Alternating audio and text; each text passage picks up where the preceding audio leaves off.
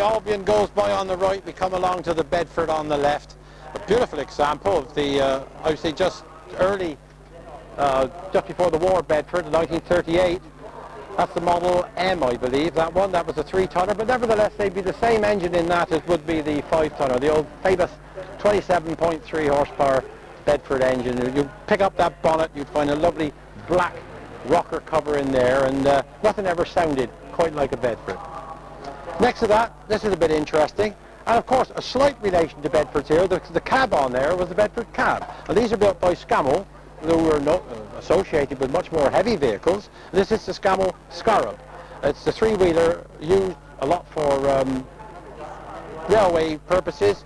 Shunting, they would call it. They had the Scammell hitch on the back. You could hitch on a trailer and drive away and get with your load and get another trailer.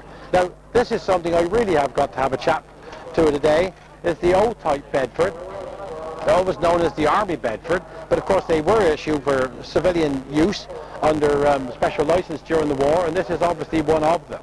It's got the ordinary thin tyres. The Army ones would have single wheels, whereas these got twin wheels on the back. And when I finished lorry driving back in 1956, before joining the force, then this was the same sort of lorry that I was driving. And strangely enough, mine was CRX 473, and I see the number familiar here.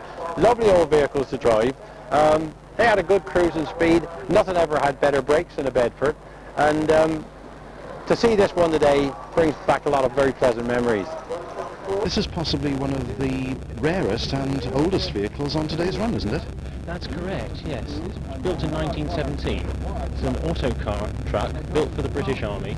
It's one of 460 that they purchased and were imported, and is believed to have worked on the Western Front. And where was this vehicle actually built in the first place? It was built in Ardmore, Pennsylvania. And you say that it's got a British Army connection. What sort of manoeuvres was it actually involved in, do you think? That's very difficult to predict, in fact. It could have been involved at the Battle of Cambrai.